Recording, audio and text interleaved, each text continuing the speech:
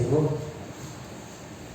Antes de chamar aqui o pastor Melo e apresentar sua esposa, irmã Rose, deixa eu falar algumas coisas aqui. Com respeito à nossa igreja, a história um pouquinho da nossa igreja. O pastor Melo é fruto de oração, trabalho de evangelismo, lá em Irajá. E temos aqui uma irmã que, minha amiga de muitos anos, todo mundo conhece, fala assim, a Anitta que veio de lá de Irajá, né? Está aqui desde o início. Trabalhou muito carregando carrinho de barro, né? Porque a igreja estava sendo construída lá na João Machado. Pelo secretário do trabalho ia para lá também. Na época da fundação, feito um galpão, depois foi construída a igreja. E depois de tudo pronto, né? Depois de ter participado do início da igreja lá na Coronel Vieira, aí comprou um terreno ali. E uma irmã da igreja, da igreja lá, tinha um salãozinho aqui, recebeu o pastor Dilênio, e ele pediu que o Wagner, que era diácono, eu também já era diácono, viéssemos para cá. Eu estava ajudando um trabalho lá na Rio do Pau, ali naqueles prédios, Village Pavuna, o próprio agora falecido, né, o Paulo Marinho esteve lá também. E lá estava ajudando aquele trabalho que fazia, na época era chamado de grupo de vida, mas lá já era um trabalho era um salão de festa que tinham lá, que a gente fazia. Aí o Wagner, o pastor Dilênio, pediu para ele vir para cá, e ele falou comigo, e eu vim junto com ele. Iniciamos esse trabalho, era eu, minha esposa, a Jandira, o Wagner, a Viviane, e a minha filha ainda era bebezinha, ela tinha o que, um ano? Ia fazer 2 anos, 1 ano e 8 meses. Começamos uma lojinha ali, e aqui a igreja iniciou, né? A gente fazia trabalho de evangelismo, chamava as pessoas, não via quase ninguém. A primeira menina que veio para a igreja foi uma criança chamada Márcia. Depois que veio a Ilane, tinha 10 anos de idade, a Márcia tinha 9. E a igreja começou assim, mas orava muito. A gente vai e fala assim, poxa, não vem ninguém, mas a gente ora e Deus visita a gente. Tem alguma coisa no céu? Eu falei, Deus está nisso, vamos continuar orando. Ficamos 6 meses orando, Humberto.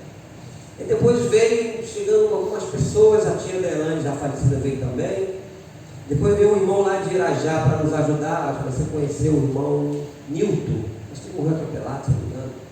Você lembra dele? Nilton. Então ele comprou uma caixinha de som, vai tocar violão, e eu nunca tinha cantado, fazendo nada assim. Eu era obreiro na igreja, mas não pegava microfone para falar nada, enfim. E o vai ficar me corrigindo, ele tocando violão lá, ninguém está se detonando, está fora do tom. E era só brincadeira. E andava com uma pasta que é assim, né, com os hinos numa. A Celeste ainda precisa, né, Celeste? Tem aquelas que você usava lá no grupo de vida? Tem. Então. A gente usava aquilo também na época, né? E assim a igreja foi desenvolvendo. E até chegar aqui, onde nós estamos, a igreja teve ali, depois teve lá na ex-combatentes.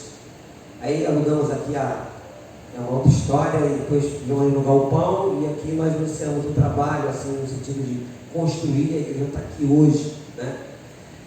Mas eu louvo a Deus pela vida do pastor Melo, porque nós fomos ordenados juntos.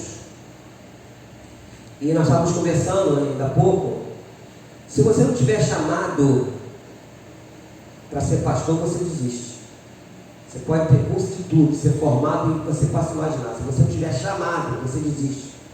Porque a carreira cristã, pastoral, é muito difícil, muito árdua.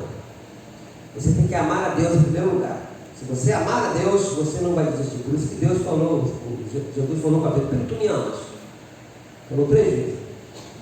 Para passar as minhas ovelhas. Tinha que amar a Deus primeiro. Se você não amar, não vai. Você vai desistir, você vai parar no meio do caminho. E o pastor Melo, ele foi chamado. Ele nem sabia disso, mas eu vou fazer com ele hoje aqui. O pastor Dilênio veio pregar uma vez aqui e falou para mim assim, Levi, eu orei a Deus, pedindo a Deus a direção de quem vai me substituir lá em Vista Alegre. E lá tinha 3 pastores, o Melo, que era o mais novo, o Wagner e o Edmilson, não é isso? E Deus falou para mim, é o Melo. Deus falou que era ele. Na visão humana, quem era? Poderia ser ou o Wagner ou o Edmilson, né? Que é o mais experimentado, mais velho, tal. Só que para Deus as coisas são diferentes, rapaz.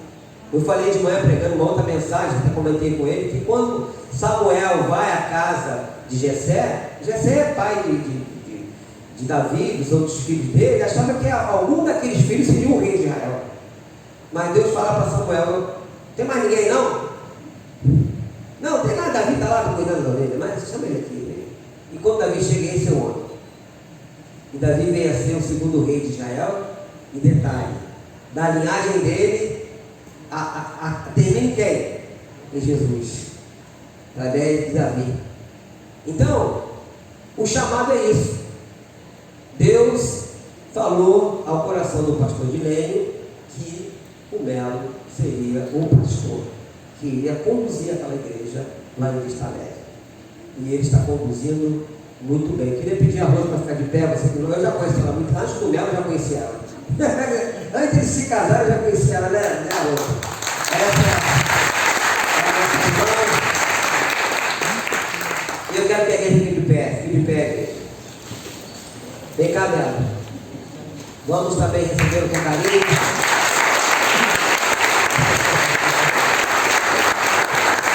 Quero dizer para o irmão que eu me sinto honrado em recebê-lo aqui. E eu que acompanhei desde o início, né, a caminhada dele. E eu louvo a Deus pela vida do pastor Melo, que tem levado as coisas de Deus a sério. Tem sua mão para cá, querido Deus. Mais do que ninguém, tu conhece o coração do teu servo. E foi o Senhor que o chamou. Lhe dando a Deus uma auxiliadora também, a Rose, que tem sido um braço forte ao seu lado, e deu um casal de filhos. E eu peço a Deus amado, seja com ele nesse momento, em que ele vai trazer o recado que o Senhor já colocou em seu coração. Use a boca do meu irmão, que o Espírito Santo possa falar de tal maneira que ao sairmos deste lugar, ó Deus, possamos sair renovados, avivados pelo poder do Espírito Santo. Peço isso, meu Deus, e te agradeço, no nome santo do nosso Senhor Jesus Cristo. E todos um amém? Amém. Agora contigo, né? Agora eu estou saindo de cena. Agora já higienizei aqui. Deixa eu ligar esse microfone, ele demora um pouco para sair lá. Já está? Está no ponto? Não, já está ligado. Alô, som. Opa. Boa noite, meus irmãos. Podemos sentar, por favor? Eu aqui agradeço a Deus a oportunidade de estar com os irmãos nesta tarde, compartilhar um pouco do que Deus tem feito nas nossas vidas, ali em Vista Alegre, nessa caminhada. Rose, minha esposa, estamos casados, vamos fazer 32 anos de casado. Casei novo, 21 anos, não me arrependo, porque casei com uma pessoa de Deus, né? Pessoa que Deus havia preparado para mim. Quando a minha filha fez 22 anos, e depois de um culto de manhã, ela chegou para mim, quase me matou do coração. Desci do culto, pai, tem uma coisa para lhe contar, para lhe dizer. Tá bom, pode dizer. Pensei que ia falar alguma coisa trivial, dia a dia. Pai, na época ela namorava o Rafael, menino da igreja. Rafael foi chamado para trabalhar nos Estados Unidos e eu vou com ele e nós vamos casar daqui a 6 meses. Assim, né? Era em julho, né? 6 não menos, né? Em outubro que ela casou? Setembro, né? Era mais ou menos em julho, não foi? Junho, por aí. Eu tomei aquele impacto, porque foi, eu estou contando assim, né? Mas ela foi bem direta. Eu sentei no banco assim da igreja, falei, tu quer me matar do coração? 22 anos? Poxa, porque a gente hoje tem ideia de a pessoa se casar com mais tempo, né? Aí ela me perguntou, pai, com quantos anos o senhor casou? Aí me quebrou, né? Eu casei com 21, ela estava casando com 22. Então, temos 2 filhos, Mateus e Isabel. Isabel já é casada.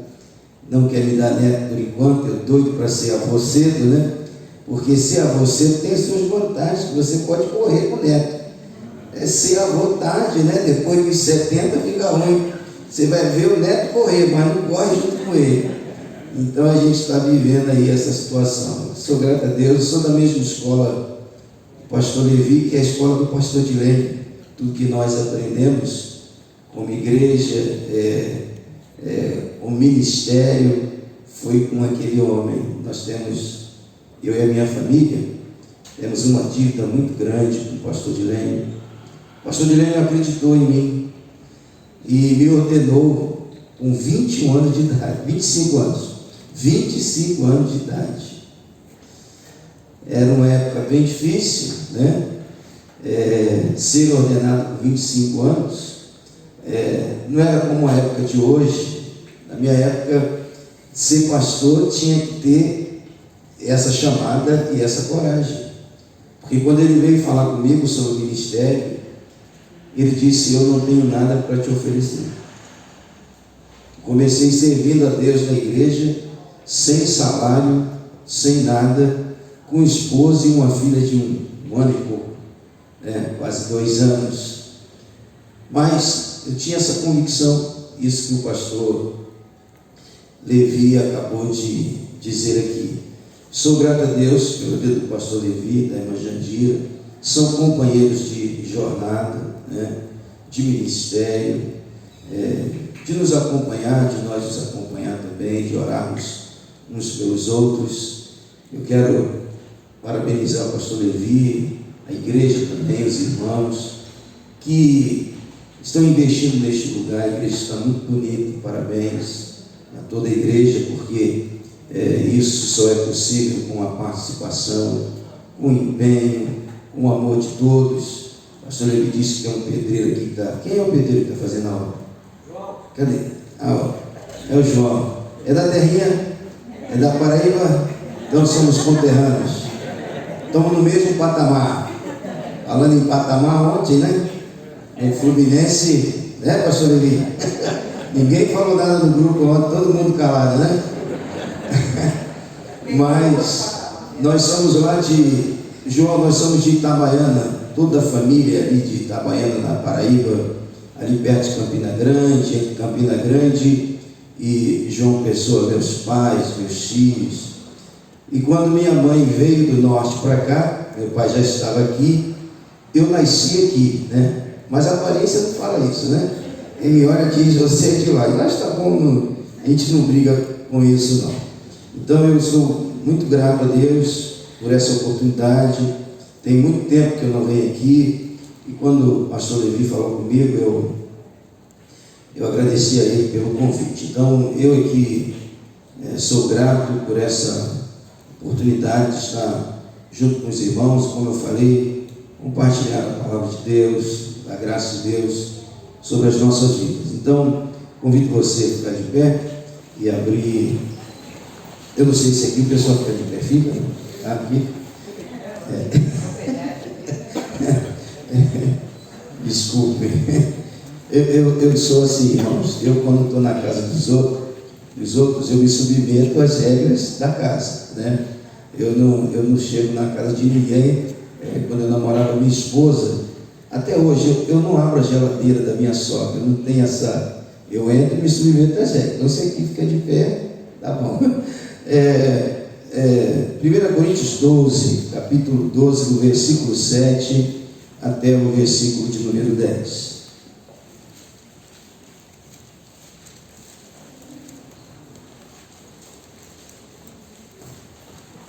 Quem achou, diga amém. Amém. E para que eu não ficasse orgulhoso com a grandeza das revelações, foi-me posto um espinho na carne, mensageiro de Satanás, para me esbofetear, a fim de que eu não me exalte. 3 vezes pedi ao Senhor que o afastasse de mim. Então ele me disse: a minha graça é o que basta para você, porque o poder se aperfeiçoa na fraqueza. De boa vontade, pois, mais me gloriarei nas fraquezas, para que sobre mim repouse o poder de Cristo. Por isso, sinto prazer nas fraquezas, nos insultos, nas privações, nas perseguições, nas angústias, por amor de Cristo, porque quando sou fraco, então é que sou forte. 2 Coríntios 12, do 7 ao 10, é isso? Primeira? Estão ligados, Quem está ligado foi em segunda, né? Quem não está ligado, mas é 2 Coríntios. Coloque sua Bíblia aí. Vamos orar? Curva a sua cabeça. Nosso Deus, nosso Pai amado, dependemos de Ti, Senhor, para ministrar a Tua palavra, pois sabemos que é o Teu Espírito Santo que faz a obra. É Ele que convence o homem do pecado, do juízo e da justiça. É o Teu Espírito Santo quem transforma os corações. Por isso, Senhor, nós nos colocamos diante de Ti apenas como vasos. Usa-nos segundo o Teu querer, segundo a Tua vontade. Nós sabemos que a Tua palavra não volta vazia, e ela irá cumprir o propósito pela qual será ministrada nesta noite. Nós te agradecemos em nome de Jesus. Amém. Amém. Você pode sentar. Quando o apóstolo Paulo escreve a sua segunda carta aos Coríntios, a sua autoridade está sendo questionada, e também o seu ministério. Algumas pessoas, alguns que se achavam os tais na igreja, os conhecedores, os experimentados, estavam dizendo que o apóstolo Paulo, o ministério dele era um ministério fraco. Agora você imagina o apóstolo Paulo sendo contestado em relação ao seu ministério e a sua autoridade na própria igreja que ele estabeleceu. Que a igreja de Coríntios foi aberta através do apóstolo Paulo. E às vezes eu me consolo com isso, sabia, pastor Levi? Porque se Paulo, o homem que foi, porque o Novo Testamento, quase que a maior parte do Novo Testamento é sobre o apóstolo Paulo. Atos é quase tudo sobre o apóstolo Paulo. As cartas foram escritas, a grande maioria, pelo apóstolo Paulo.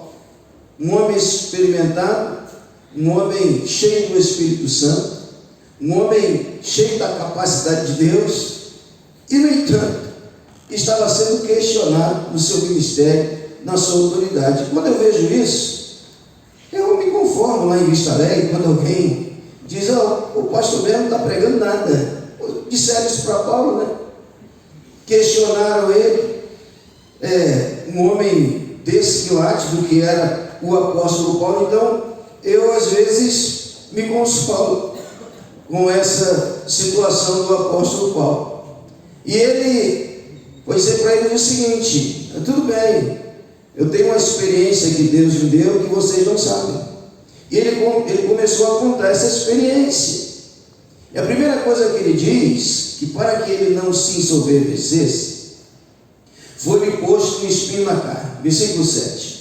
E para que eu não ficasse orgulhoso com a grandeza das revelações, foi-me posto um espinho na carne, mensageiro de Satanás, para me esbofetear, a fim de que eu não me exalte. Irmãos, nessa nossa trajetória de vida cristã, se Deus não guardar os nossos corações, se Deus não nos manter humildes, nós nos perdemos. Como eu falei, eu fui ordenado com 25 anos de idade. E você sabe a impetuosidade do jovem, Eu achava, irmãos, que eu ia revolucionar o mundo. Com 25 anos no ministério, e logo depois que eu assumi a igreja, eu fiquei tão orgulhoso, irmãos. Sabe qual era o meu lema lá em Vista Alegre, um tempo atrás? Era o seguinte: quem não me acompanhar vai ficar para trás. Eu queria tanto fazer a obra de Deus, fazer as coisas de Deus, ter isso, ter aquilo. Mas Deus não trabalha assim. Deus não trabalha com soberbos. Deus não trabalha com arrogantes. Esse espinho na carne de Paulo, Deus sabia, Deus permitiu porque foi necessário. Primeiro ele disse que o objetivo foi para que ele não viesse a se ensoberbecer. Se de fato Deus tem uma obra na sua vida, e a gente usa essas palavras, esses jargões, né? Ah, Deus tem uma obra na sua vida. Claro, Ele tem uma obra na vida de todo mundo. Mas acredite, antes dele trabalhar através de você, Ele vai moldar você. Ele vai fazer coisas para tratar dessa soberba, dessa arrogância que todos nós temos, até no ministério. Eu estou há 28 anos, nós vamos fazer, né, pastor, de ordenado 28 anos. E quantas pessoas, quantos pastores melhores do que nós se perderam? Quando a gente vê hoje um Caio Fábio da vida, a gente fica estarrecido. Como é que esse homem se perdeu dessa maneira? Como que ele pegou esses caminhos? A soberba, irmãos, a arrogância também bate no coração dos filhos de Deus. E o pastor Guilherme nos dizia uma coisa, não sei se o pastor Levi se lembra disso, que na visão dele o segredo do ministério era obediência e humildade. Quantas vezes eu ouvi isso do pastor Guilherme? Não foi assim, irmãos. Paulo estava lá trabalhando, fazendo a obra, crescendo. Ou então Paulo estava sem fazer nada e Deus decidiu, irmão, eu vou colocar um espinho na carne desse camarada aí. Não. Quando Deus permite, eu creio que Deus permitiu esse espinho na carne, e Paulo confessa isso, foi para que eu não me orgulhasse com as revelações, com o que Deus faz através de nós. Porque nós podemos cair nesse pecado. Nós podemos, sim, todos nós, sermos levados pelo orgulho e pela soberba. Mas Deus tinha um propósito. E não sei se vocês sabem o que Deus pensa da soberba, do orgulho, mas a Bíblia diz o que Ele pensa. Provérbios 16, versículo 18. Abra lá, por favor. Provérbios 16, versículo de número 18. Antes da ruína vem o que? A soberba. E o espírito orgulhoso precede a queda. Ninguém cai antes do coração se elevar e achar que é alguma coisa. Mateus 23, Evangelho de Mateus 23, versículo de número 12. Mateus 23, versículo 12, o Senhor Jesus vai dizer o seguinte: quem se exaltar será humilhado, e quem se humilhar será exaltado. O Salmo de número 10, versículo 4. Salmo de número 10, versículo de número 4. Em sua soberba, o perverso não investiga. Tudo que ele pensa é que Deus não existe. A Bíblia diz o que Deus pensa do soberbo, do arrogante. Deus nos conhece de longe. A ruína é o seu destino, é o seu futuro. E a ordem de Deus é para nós nos humilharmos, porque aqueles que se humilham, Deus exalta. Como o pastor Levi falou aqui, eu era um Davi, eu era o último. E eu mesmo não tinha esses planos na época de assumir Vista Alegre. Na época eu fui ver um galpão para alugar. O que eu queria era fazer a obra de Deus, mas Deus aprove a Deus fazer isso. Então nós precisamos entender, a permissão desse espinho na carne de Paulo não foi algo do nada, era necessário. Deus sabia que o seu servo poderia cair nesse pecado, por isso Ele permite esse espinho na carne. Com isso eu quero dizer para você o seguinte: quando você olha para a trajetória da sua vida e pensa em algumas coisas que você pediu a Deus e não recebeu, eu olho para a trajetória da minha vida e eu vejo que houve coisas que eu pedi a Deus e que eu não recebi. Mas por que não recebi? porque Deus sabia de todas as coisas. Hoje eu estou com 28 anos de ministério. Temos lá a igreja de Vista Alegre. Mas se Deus atendesse os meus pensamentos com 25 anos, talvez hoje eu não estaria aqui pregando para vocês. Talvez hoje eu não estaria aqui pregando a palavra de Deus. Talvez eu estaria como muitos hoje, distantes. Nós mesmos estávamos conversando sobre alguns pastores amigos que andaram conosco e que hoje estão distantes dos caminhos de Deus. Então, meus irmãos, não fique chorando, porque você não recebeu isso de Deus, você não recebeu aquilo, pois Ele sabe que determinadas coisas que nós pedimos a Ele são mais por causa da nossa soberba e que pode nos destruir do que outra coisa. Outro fato também, Jesus não morreu na cruz para atender todos os nossos pedidos, para realizar todos os nossos sonhos. Ele morreu na cruz para nos salvar, para nos resgatar do império das trevas. Acredite, o maior milagre Jesus já realizou na sua vida, que é a sua salvação. O maior milagre é o nascer de novo, é ter os olhos espirituais abertos. Quantas pessoas recebem milagres físicos que eu e você conhecemos, que não estão na igreja, que viraram as costas para Deus?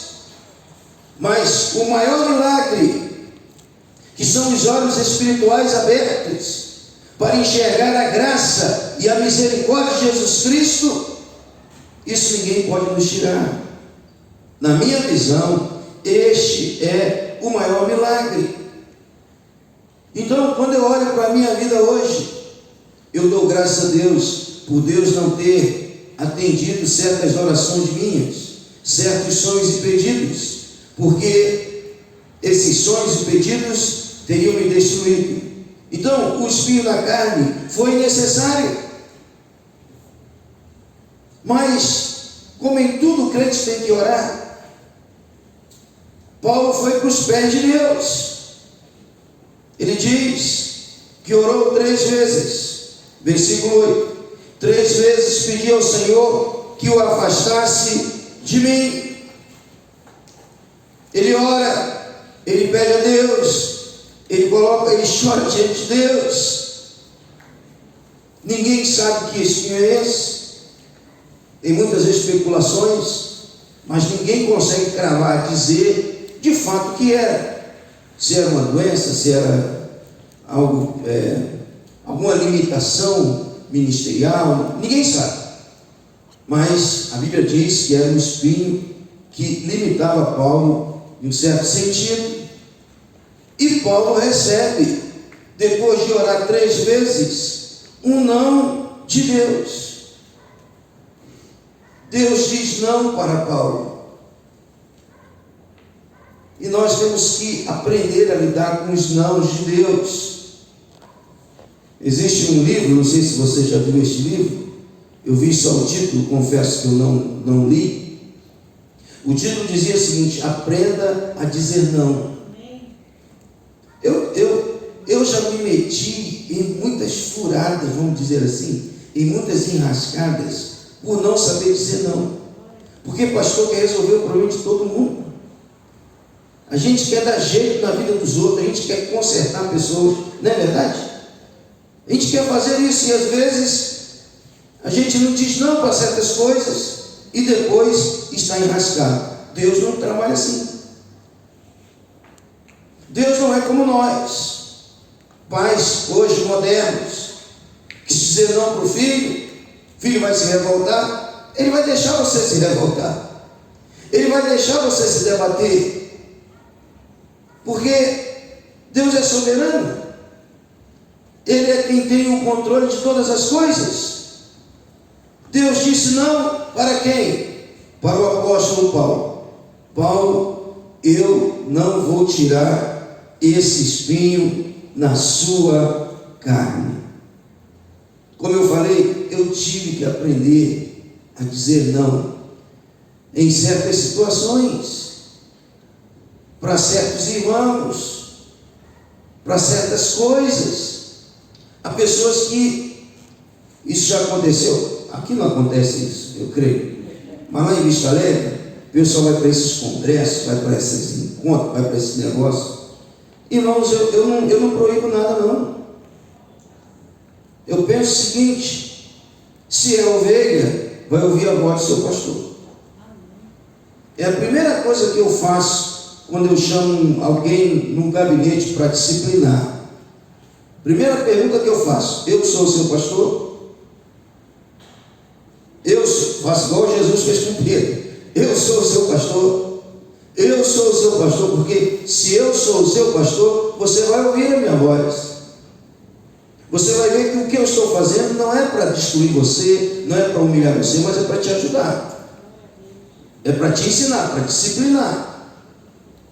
Mas se eu não sou o seu pastor, você vai ouvir, vai sair por aquelas portas, não vai fazer nada do que eu estou dizendo.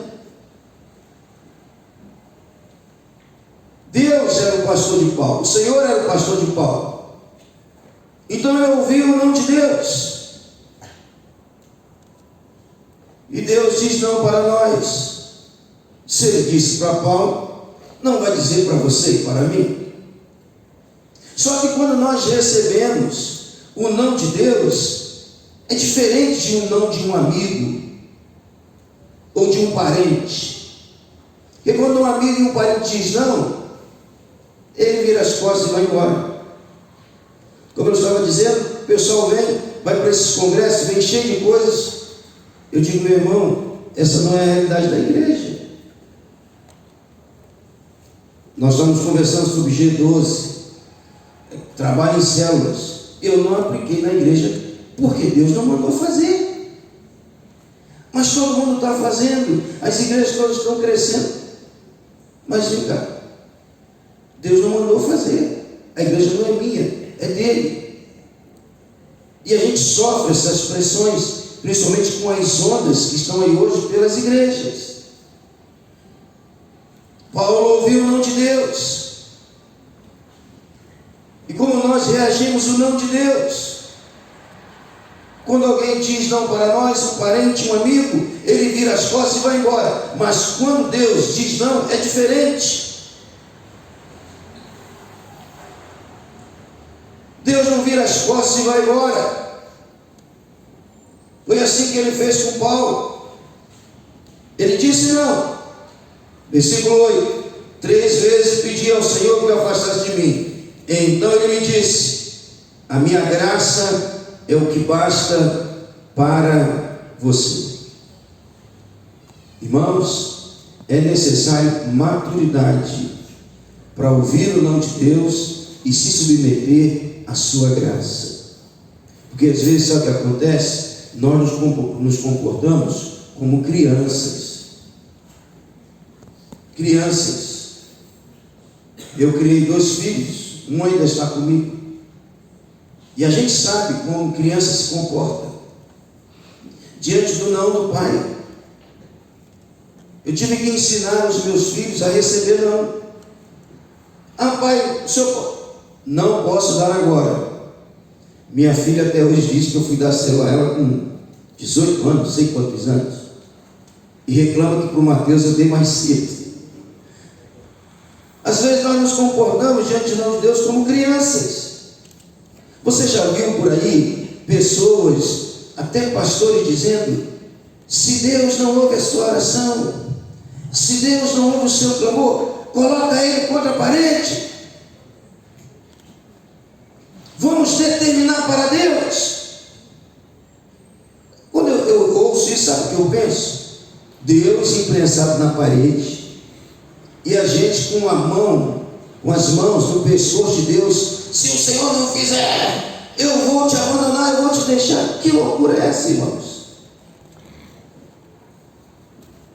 Quem age dessa maneira se comporta como criança espiritual. A graça não é só quem está experimentado é que vai se submeter.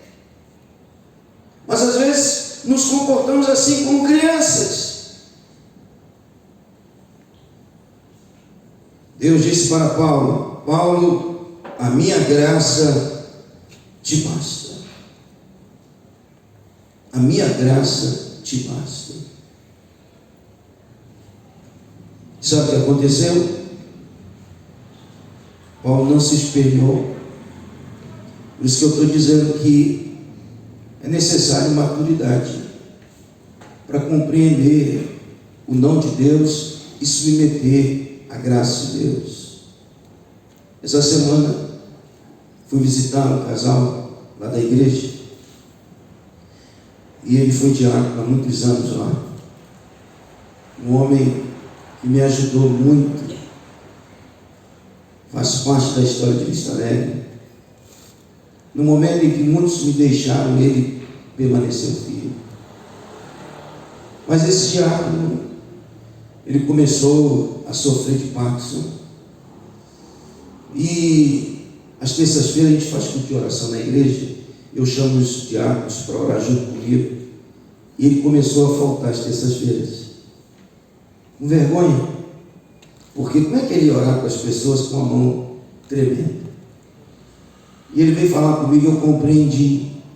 E a doença foi avançando, avançando. Hoje, esse diácono está paralisado numa cama. Paralisado. Não consegue fazer absolutamente nada, comer, nada. E a esposa numa luta com ele. Numa luta.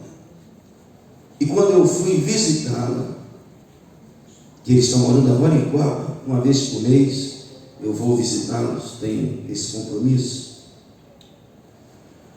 E quando eu fui lá visitá-los, olhando aquela situação, pedindo a Deus uma intervenção, a palavra que Deus me deu para dar à mulher, à esposa, foi essa: que naquela situação, Deus iria sustentá-los, a graça dele estaria com eles, para supri-los, fortalecê-los e ajudá-los. Irmãos, é necessário confiar em Deus para se submeter à sua graça quando Ele diz não. Deus disse não para Paulo, mas Deus não virou as costas. Paulo, se vira com esse espinho na carne. Deus disse para Paulo: Paulo, eu não vou atender a sua oração, mas eu vou fazer algo melhor. Você acredita que a graça de Deus é maior do que o milagre físico? Você acredita? Você crê que a graça de Deus é maior? Deus disse: Paulo, eu não vou tirar, mas a minha graça, ela será suficiente na sua vida. Ela será o bastante para você vivenciar este momento, para você suportar esse espinho na carne. E sabe o que Paulo descobriu? Que a graça de Jesus, a graça de Deus, era maior do que o milagre físico, do que a retirada desse espinho na carne. Mas não só Paulo, mas a irmã Célia, que eu contei agora, e muitos irmãos aqui, que estão atravessando lutas e desafios, situações que já colocaram diante de Deus, e que a solução não chegou, mas nem por isso Deus abandonou você. A graça de Deus tem lhe sustentado, a graça de Deus tem te fortalecido, a graça de Deus tem feito você caminhar. Deus não te deixou. Ele nos dá algo melhor, muito maior do que o milagre, a sua graça.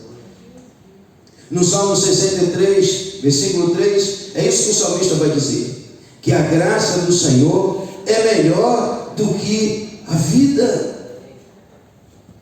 Do que a vida. É essa graça que nos sustenta. É essa graça que tem sustentado o pastor Eli, irmã Jandira, seus filhos, nesse desafio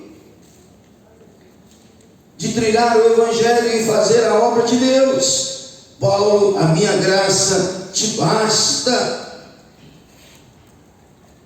Você já fez essa descoberta?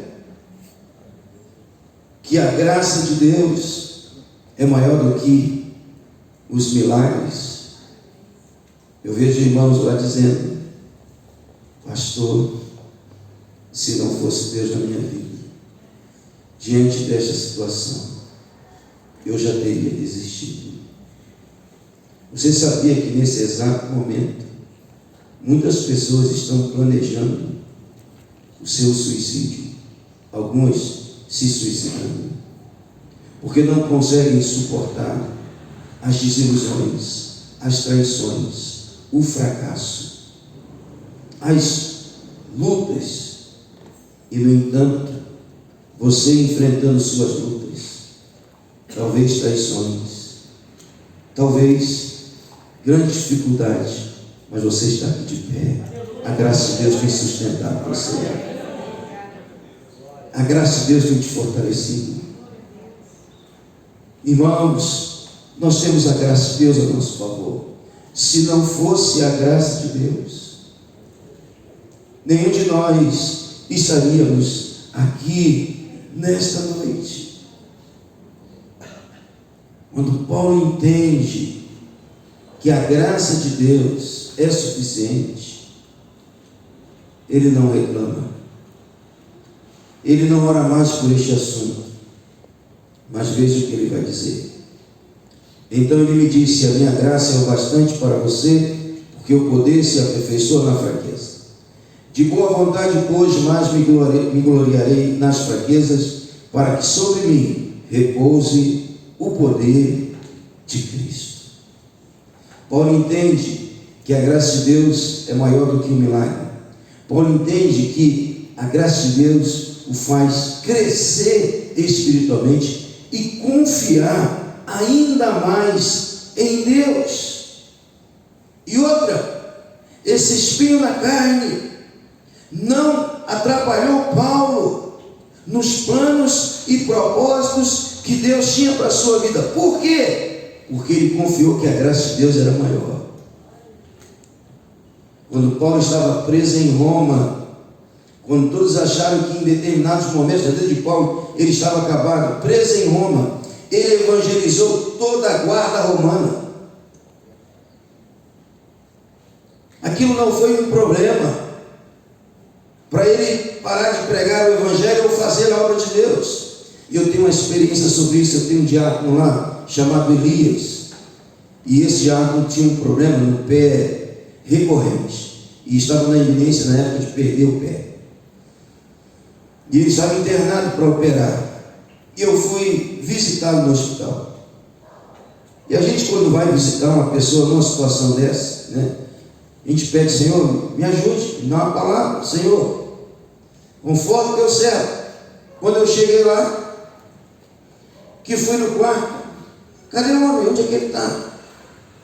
A enfermeira: ele não para no quarto, ele está de enfermaria em enfermaria, pregando o evangelho, falando de Jesus. A graça de Deus, meus irmãos, ela nos impede de paralisar. O espinho na carne, o mensageiro de Satanás, veio para afrontar Paulo, mas a graça de Deus é tão grande que não atrapalhou os planos de Deus, os propósitos de Deus na vida do apóstolo Paulo. Ele cumpriu todos os planos de Deus para a sua vida, e assim vai ser com a sua vida também. Você que está na dependência da graça de Deus, você que está confiando na graça de Deus,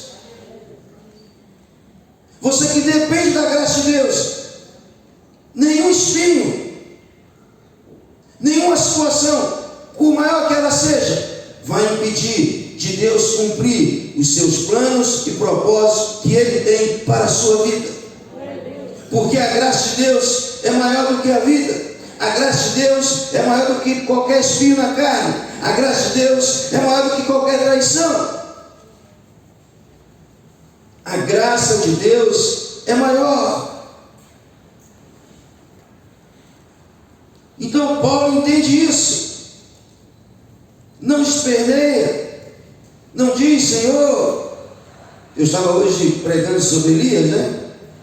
Que fugiu com medo de uma mulher. Quando Deus foi falar com ele, ele disse: Senhor, eu tenho sido zeloso, eu tenho feito isso, eu tenho feito aquilo, mas o povo se desviou, o povo fugiu de uma mulher, ele teve medo de Jezabel. Não foi a postura do apóstolo Paulo. Ele disse: tá bom, Senhor, eu confio em Ti, eu confio na Tua graça. Irmãos, Deus, quando Ele diz não, Ele não nos abandona, Ele nos concede a sua graça. Se você está nesses dias pensando assim, que Deus não ouviu você, Deus não ouviu o seu clamor, a sua oração, pare para pensar. Veja, você está de pé, você está na casa do Senhor, Deus tem sustentado você. Sabe o que é isso? É a graça de Deus.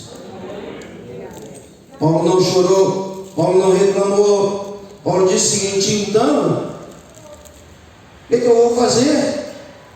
Se a graça de Deus é suficiente, se o poder se aperfeiçoa na fraqueza, de boa vontade hoje mais me gloriarei nas fraquezas, para que sobre mim repouse o poder de Cristo.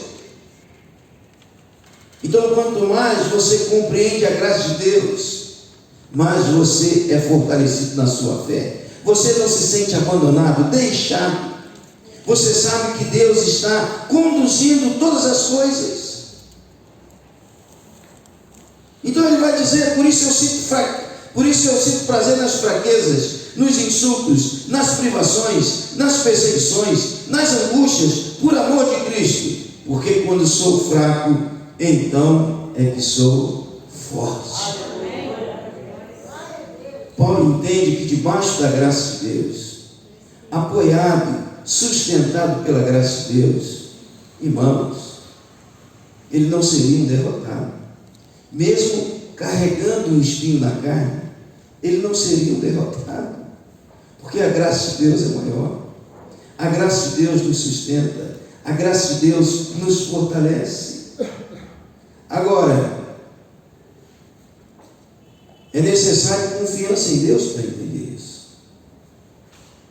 É necessário maturidade espiritual para entender, para alcançar isso. Porque, como eu falei, muitos se espelham. Muitos dizem até que vai deixar de ser crente. Se Deus não fizer isso, se Deus não fizer aquilo, se Deus não fizer aquilo outro. Mas essa não é a saída. Essa não é a saída. A saída é você se submeter à graça de Deus.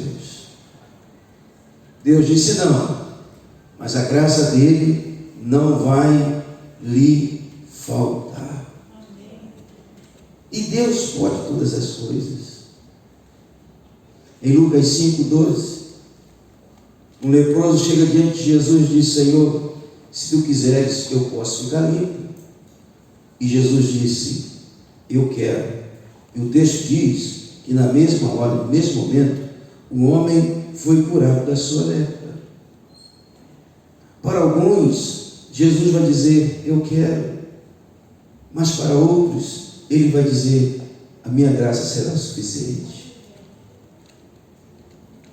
Essa situação, esta luta, esse desafio não vai destruir você, mas a minha graça vai te sustentar.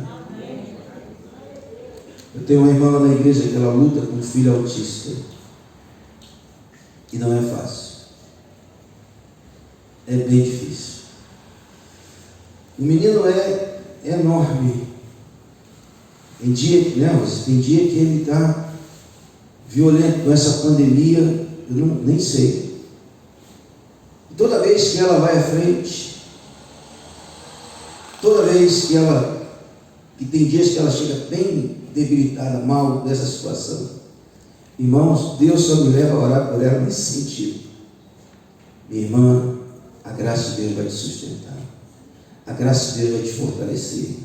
Aí chega, isso é terça-feira, chega no domingo, está a mulher lá, firme, forte, diz: pastor, mais uma vez a graça de Deus me visitou. Irmãos, a graça de Deus não nos abandona. Então, entenda.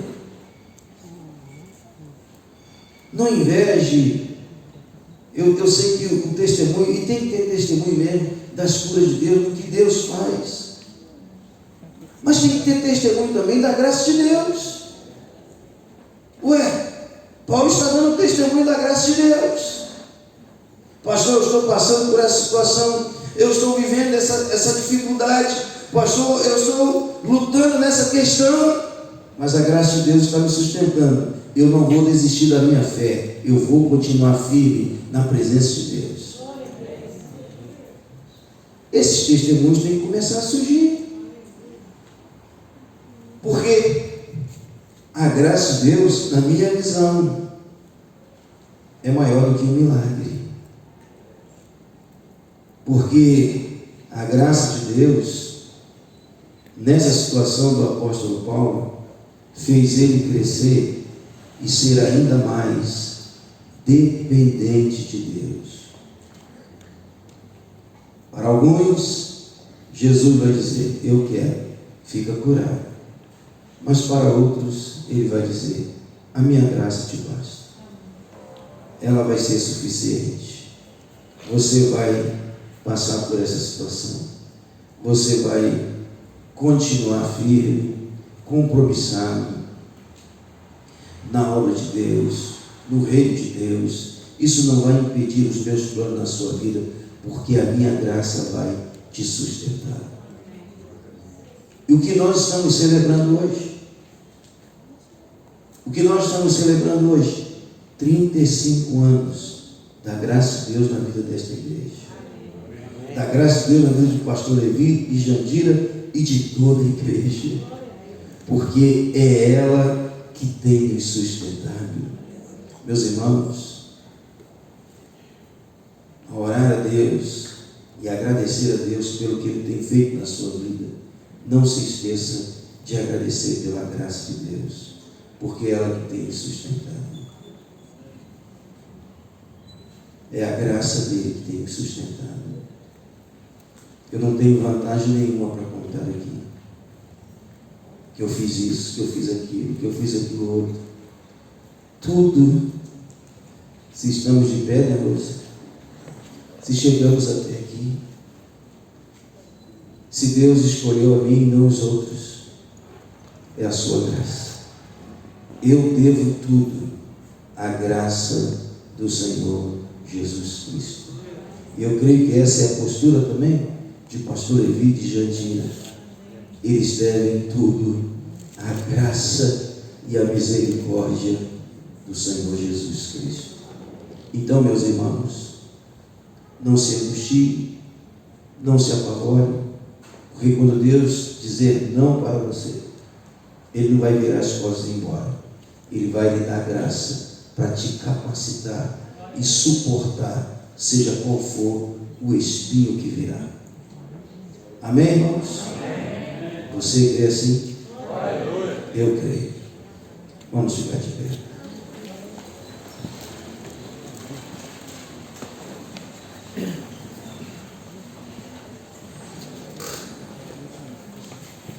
Coloque a mão no seu coração, meu irmão, minha irmã. Deus está aqui. O Espírito Santo está presente, irmãos. Eu creio que Ele está presente. Nosso Deus, nosso Pai amado, ó Senhor, Tu estás neste lugar. É o Senhor que tem sustentado esta igreja nesses 35 anos. É o Senhor que tem sustentado a vida do pastor Levi, da irmã Jandira, de todos que estão ao seu redor nesta batalha. Senhor, que ninguém aqui se sinta abandonado, que aqueles que estão enfrentando lutas e desafios, aqueles que foram permitidos passar por espinhos na carne, que eles possam crer que a Tua graça é maior. Nenhum espinho vai impedir que Deus realize seus planos e propósitos em nossas vidas, porque a graça de Jesus é maior. Senhor, eu quero te agradecer por esta graça. Se eu estou de pé, se eu cheguei até aqui, é por causa desta graça, a graça do Senhor Jesus Cristo. Senhor, que tu fortaleças nesta noite a fé dos meus irmãos. O Senhor derrame sobre eles profundamente, abundantemente desta graça. O Senhor continue sustentando esta igreja, fortalecendo a fé dos meus irmãos. O Senhor continue com suas mãos estendidas sobre a vida do pastor Levi, da irmã Jandira, de todo o ministério desta igreja, para que eles prossigam firmes na fé, para que eles, ó Deus, continuem sendo instrumentos nas tuas mãos. Que o Senhor continue capacitando-nos, fortalecendo-nos e, ó Deus, conduzindo. Nós oramos e abençoamos, ó Deus, a vida do teu povo, dos teus filhos, daqueles que receberam a tua palavra nesta noite, que estão enfrentando verdadeiros espinhos na carne. Que eles não se esqueçam que o Senhor não os abandonou. A tua graça será suficiente para que eles possam atravessar esses caminhos, esses espinhos, e dizer como o apóstolo Paulo: eu me gloriarei no Senhor. Eu me gloriarei no Senhor. Não vou reclamar de Deus, não vou reclamar do Senhor, pois Ele é poderoso. Louvado seja o teu nome. Nós te louvamos, Senhor, em nome de Jesus. Amém. Amém. Louvado seja Deus. Quando era certo, os meus olhos já não viam tuas mãos. Agradecemos a ti, Senhor, pela tua graça. Tenho que espero, aprendi a confiar meu coração a ti, no Deus que cumpre sua palavra e guarda, mesmo quando penso que é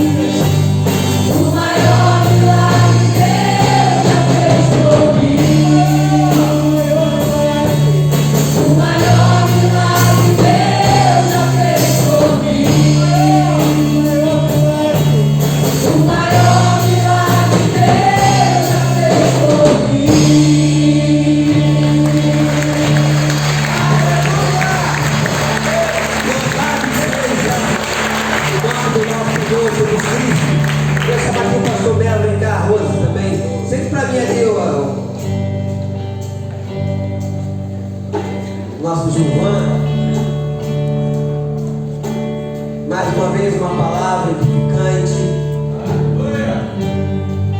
E como ele falou no início, nós tivemos uma boa escola. Aquilo que nós aprendemos, né? Eu, um pouco mais tempo do que ele, aprendi lá em Botafogo com o bispo Roberto, bispo Tito, pastor Valmir Cohen. E quando a igreja começa lá em 81, lá em Irajá, começo lá junto com o pastor Dilênio, com o grupo de irmãos que tiveram de bom sucesso. Então nós tivemos uma boa escola. Aquilo que nós aprendemos, nós aplicamos. E eu louvo a Deus por isso. Eu louvo a Deus pela vida do pastor Melo, pela vida da Rose. Estende suas mãos para cá, queridos. Pai Santo, obrigado por essa palavra tão edificante, tão segura, que nos fortalece, que nos anima. Posso dizer que nos dá um gás novo para nós prosseguirmos e não desistirmos dessa caminhada árdua neste mundo. Tome com as mãos a vida do pastor Melo, a vida da Rose, dos seus filhos. Guarde-os livres do mal. Aonde quer que eles estiverem e forem, esteja a tua boa mão. Pai querido, Deus de amor, muito obrigado por ter falado aos nossos corações. Tanto Rose quanto o pastor Melo, sabe daqui também abençoado, ó Deus, porque a tua presença se faz neste lugar de uma maneira muito sensível. E eu quero te louvar por isso. E como sacerdote, pastor, ministro do teu evangelho, eu abençoo a vida do pastor Melo, abençoo a vida da Rose e dos seus filhos, em nome do Pai, em nome do Filho e em nome do Espírito Santo. E toda a igreja diga amém. Amém. E que Deus Pai, Deus Filho, Deus Espírito Santo te abençoe, te guarde e te dê a paz. Amém? Uma boa semana. Que Deus nos abençoe rica e abundantemente. Não se esqueça.